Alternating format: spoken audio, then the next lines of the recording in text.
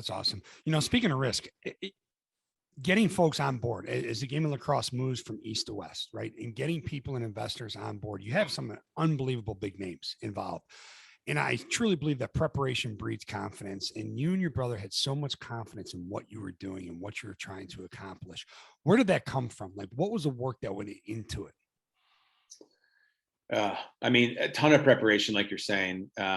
Sometimes I think it was just being naive. And I think about it now. People are like, hey, would you do this again? And I don't think I would, just because the pain tolerance and the pain of doing it. I think oftentimes people think about sports and they're like, oh, you're doing it for the vanity metrics of it, and it's just, it couldn't be more different.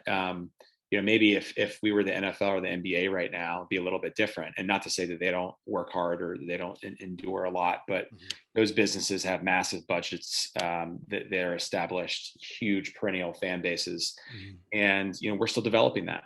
And so when Paul and I travel, we share hotel rooms, and he gets a little upset because I always pick it's sort of a 2-star, but we watch what we do.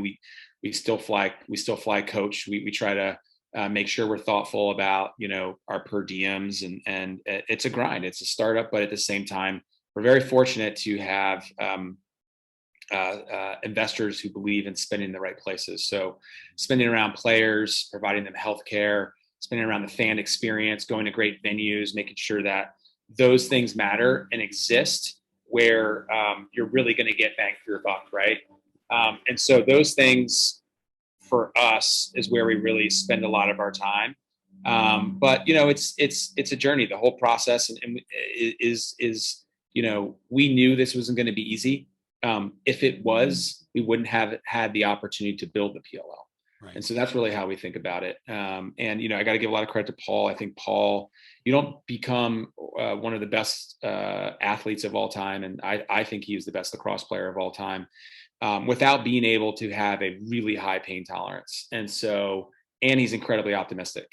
So I'm more of a realist, and I often, some people may say I'm pessimistic, but I try to be more optimistic, but I definitely take a look at sort of what the risks are and everything. And Paul has not only a very, very high pain tolerance, physically and mentally, but he is optimistic. And so I think that yin and yang balances us well. And that's what led us to being so bullish from the start.